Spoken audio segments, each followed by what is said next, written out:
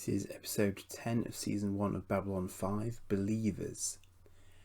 This is definitely not an ARC episode. You may wish to just go away and wait until the next one. But although a lot of people don't rate this episode very highly, it's still not an unreasonable episode of TV, and there is some action to it. So I'll get into it, and you can make your own mind up. So we start with Franklin, who is meeting with the parents of a poorly alien child called Sean, and he suggests that he's going to have no problem sorting him out, and Sean's parents immediately take umbrage with this because they say that basically no one can foretell what's going to happen. Apparently this race have internal air bladders, whatever that particularly means, so not lungs as we know them, I think. And although that's unusual, Franklin can treat the breathing difficulties that the child is having. But unfortunately, this requires an operation, and the parents are very opposed to this, and they say that the chosen of God cannot be punctured like a food animal, which means that Franklin can't operate. We then go to CNC, and we discover that the Starliner Asimov, can't imagine who they named that after, is having issues and is basically in trouble. And Sinclair says that he can send Garibaldi out to escort it to Babylon 5, but Ivanova makes it quite clear that she'd like to leave the command deck, mentioning, for example, that she has 100 hours plus of combat experience, and it's apparent that the Asimov is going to be a great big fat target for any raiders in the area, and it's passing through a known raiders area. So Sinclair gets the not at all subtle hints and decides that Ivanova can take the fight wing out rather than Garibaldi. The alien parents are saying that they are the children of time, and Franklin has basically said that without operating they can do a certain amount in order to try and heal the family before they allow him to heal the actual patient. And the acting between him and his assistant is quite good, actually. It's a genuine dilemma, because clearly they are medically very, very capable of treating the problem, but the parents are adamant that they just cannot do it. This, I imagine, is something that comes up with sort of Jehovah's Witnesses and the like, who I believe have issues with blood transfusions and that sort of thing. So Franklin's plan is to try and fob them off with this sort of halfway house treatment, in the hope that they'll change their minds as their son gets worse. So after that, we see two Furies leaving the station, two Star Furies launching from the station, Ivanova and a wingman. And I'm just sort of thinking to myself, is that actually a wing? Because when they said wing, I was thinking, I don't know, like 4 ships maybe plus, but it's just 2. So okay. So we go back to the family again, and they are very protective parents, which I, being one now, which I wasn't when I first watched the series, I can kind of appreciate this, but these guys are really going for it. They basically allow, ultimately, Franklin to give the child a placebo glopit egg, which is basically a glow-in-the-dark pile of industrial goo, apparently. And following this, Franklin places a steak bet, and he knows he'll have to import the steak into the station. And he has a discussion with his assistant around this conversation about, whose faith is the right faith in this circumstance. He's worshipping at the altar of medicine, and they're worshipping at the altar of their own beliefs, and who's got the high ground there. So in Sinclair's office, Franklin is arranging for the import of the steak, but Garibaldi mentions the case, and Sinclair has to admit that he just doesn't have the necessary jurisdiction to make a ruling on it, as much as he might like to, or not, as the case may be. Elsewhere, Ivanova and her wingmate have completed their jump, and they go communications silent in order to try and find the Asimov at its last known position. We see that Franklin has grown attached to the child patient inevitably, and finally he decides to go over the parents' heads based on the precedent of the team having treated Kosh on board the station in the course of the events of the gathering without having had permission to do so from the Vorlon government. And this is something that Sinclair didn't want to do, but Franklin feels he has no option but to do at this point. So we see that Ivanova has reached the Asimov without incident, although they're maintaining calm silence to try and keep a low profile. So ultimately Sinclair has to make the call. Sean's father says that he will kill Franklin if he touches his son, and they have no ambassador on the station, so it falls to Sinclair to make the decision on their behalf and act as their advocate, which puts him in a massively rubbish position, because that means he's terribly conflicted. So on the one side he's got his beliefs as to what should happen, but he's also got to advocate as if he's coming from their side of things. So that's a very, very harsh position for him to have been placed into. So the kids' parents are very aware of this, and they somehow manage to get audiences with all the major ambassadors on the station sequentially in a very short space of time. And we see the treatment of each of them. So G'Kar blows the parents off basically because there's nothing in it for the non-regime, and as much as the non-regime may not like Earth, he explains that that's just not enough for him to go to bat for them. So they move on. Londo at first seems quite sympathetic, but then cost comes into it, and he ultimately asks them just how much justice can they afford, as they are not Centauri. So basically, because they're not Centauri, he's not going to use his budget up to help them. And so they move on again. And somehow they manage to speak to Kosh. And so they walk with Kosh and explain the situation. And Kosh says that the avalanche has already started. It is too late for the pebbles to vote. Now, that's enigmatic as ever from him. I quite like that quote. I use that quote elsewhere frequently. But it might be a reference to the fact that he's already been treated against his home rules, which is on board the station. So what he's actually saying is that the precedent has been set. So they can't win because it's already been done once, and so that can be used again to do it again. And that seems to be what he's saying there, I think. Finally, they go to Delenn, and they have a very sort of positive view of the Minbari as being one of the wisest races. But interestingly, Delenn explains that the Minbari view matters of the soul as being very private, and as such they're not permitted to intervene in such matters. And I think that there's a sort of indirect reference there to the issues that they've had with soul hunters in the past. So the Minbari simply will not take sides to make a decision on whose belief system should take priority. They're not prepared to say who's right and who's wrong and who should win out in that sort of conflict. And so the parents unfortunately are left back in exactly the same position they were before they started doing all this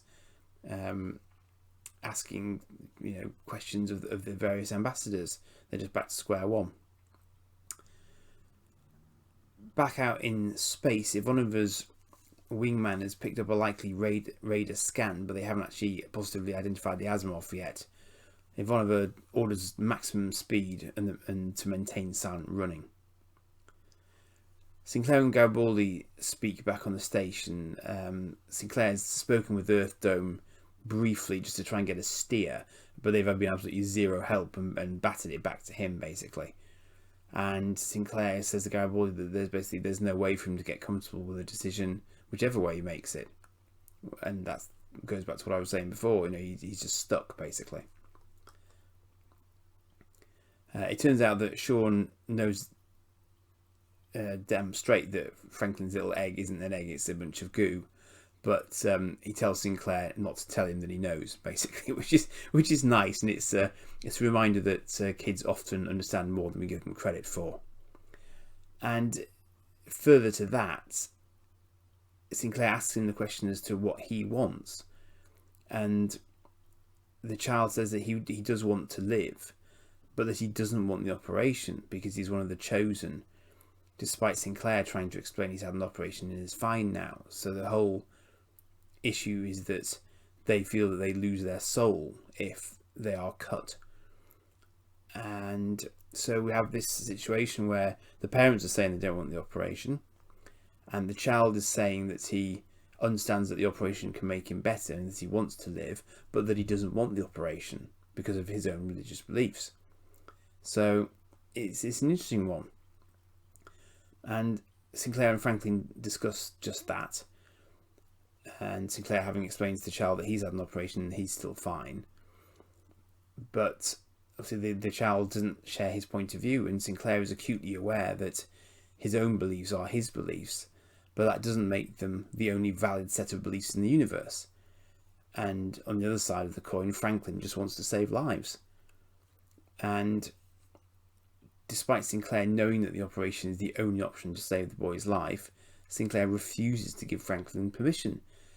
The reason being that although he acknowledges that they operated on Kosh in breach of the rules that he's now quoting, he's saying that if he does it again, then the camel will be all the way into the tent, and it would set a precedent for human belief system overriding everyone else's belief system, and so it would basically cripple the station's standing in neutrality with the other races. And that's the whole point of Babylon 5, is that it's a neutral place where people can feel safe and confident in coming together to speak and do business and so on. Sinclair just can't risk it, so he's got to put the standing of the station above the life of the kid, basically. So the parents say goodbye to their child as he gets worse, and the child returns the Gloppet egg to Franklin. And the parents and the medics speak again, but they're both still completely rooted in their positions. The parents are adamant that without his spirit, his soul, that would be lost through the operation, there would be no point in the child living. So they leave, and Franklin says to his assistant that basically he's going to do it anyway. His assistant says that she will help him, although he doesn't ask for the help. She says that he's going to need somebody to help, and she volunteers to do it. And it's apparently she didn't really expect that from her. And she says, you know what's going to happen to you if you go ahead and do this. And he said he's already packed. So he's made his decision there. The scene switches back to Asimov here, and it's a side view of the ship. And I just noticed on this particular scene that it's rotating, of course. And I'd sort of forgotten that these big passenger ships from Earth do that. So they've got a degree of centrifugal force-based gravity like Babylon 5 has, basically. So they're quite hefty. And Ivanova's tiny wing is in difficulty because they've identified that the raiders have identified them and are approaching their position. But as it turns out, it's just a scout, just a single scout, and they jam communications. But obviously the scout spotted them, and it breaks off trying to get clear of the jamming area. And Ivanova pursues it solo, knowing that if it brings in reinforcements, they're all dead, even though that's against regs for her to go off and do that. Back on the station, Franklin says a quiet prayer as he starts the operation, somewhat ironically, hoping that it will make a difference, saying to his assistant that his prayers are going to be as good as theirs, right? So he starts fixing the lad. Meanwhile, Ivanova manages to take her raider out, and then she discovers that his friends were very close by, and she is seriously outnumbered. And the last we see of her is her turning her Star Fury through 180 degrees and hitting her engines hard. Back on the station, the child is now breathing absolutely fine, but his parents pull a knife on him when they realise what's happened and basically denounce him as a sort of demon spawn. And all Franklin can do is hold on to him as the parents retreat, having completely disowned him effectively. Sinclair doesn't ask for Franklin's resignation, but he has a very full and frank discussion with him, in which Franklin tells him his parents always want him to play God to heal them, and so he was within his rights as a physician to do what he did. Then they're both called to MedLab, where the parents say that they understand why Franklin did what he did out of compassion, even if they cannot forgive him for having done it. Franklin asks Sinclair for an apology, To which Sinclair responds, "You better check the temperature in hell first." So basically, when hell freezes over, then you might get one. So Franklin's cockiness doesn't last terribly long. Franklin's assistant says that she owes him the steak dinner, but when they look at the research that she was doing into the customs of the patient's alien race, Franklin has a realization about the clothing the father dressed Sean in, and he sprints out of MedLab. And when he gets to their quarters, he discovers, as he feared, that the parents have killed the boy, ending the pain of the shell that was left from their point of view. And it's a moment of genuine shock and pain for Franklin, and we see tears rolling down his face, because obviously, as we know, he'd become quite attached to the boy and he thought it was all going to be fine, but he'd underestimated just how strong their religious system was ingrained in them. I mean, that's been clear throughout the entire episode, that it is clearly very, very fundamental to their psychological makeup, and it was driving their actions throughout the entire episode. And so this is what they felt was best for their son, because it wasn't basically no longer their son, it was just a food animal to be put out of its misery, and that's what they did. So Sinclair still isn't asking for his resignation. He just says that he shouldn't have asked him for a ruling in the first place, that he wouldn't have needed to go against it. And Sinclair says that sometimes doing the right thing doesn't change anything, and the boy would be gone either way. So if Franklin hadn't done anything, he would have been dead, and Franklin doing anything hasn't changed that outcome, unfortunately. And they have a discussion about caring and hurting being part of the human condition, and interestingly about the invention of God, which is interesting for an American show, I think, because obviously in an American show that sort of question wouldn't really come up, and I don't think it would particularly massively come up in Trek either, certainly not in a sort of a modern context. So it's interesting where the show's prepared to go in that sort of sense. And Franklin acknowledges that there was a degree of arrogance on his part in assuming that he was somehow doing the right thing because he was a doctor.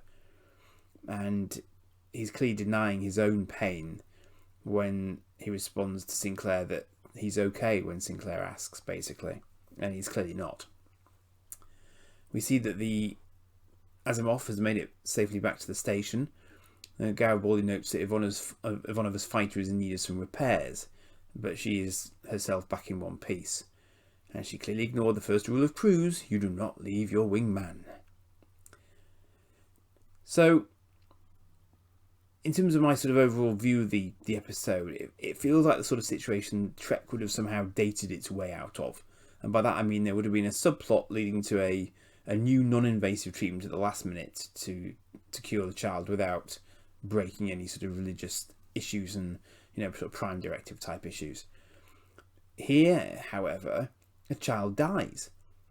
And maybe it's overly sentimental, but it does remind us that we all cling to certain core beliefs, even in the face of science often screaming in defiance of them, and that's a human right as well. So maybe Franklin was out and out wrong, and Sinclair was too, in not demanding his resignation. So when you think about it, he's performed an operation on a minor without parental consent, indeed without the patient's consent. So that seems like a pretty significant breach of medical codes, but then I'm not a medic, so but it's even though it's not really sort of driving the universe forward particularly, I think it's still a perfectly good story as stories go, and it just challenged the viewer to think about the issues that it raises. Now, in terms of the sort of the B plot, as far as Ivanova's little adventure went, I think we are left to assume that the Star Fury was able to outrun its attackers on the basis that it was able to catch up with the fleeing raider in the first place, which would suggest that the Star Fury had better acceleration than the raider ship. It's less clear how she would have been able to then somehow pull them away from the Asimov and then get back to the jump gate again to get herself home. But clearly she managed it somehow, even if she did take some hits in the process.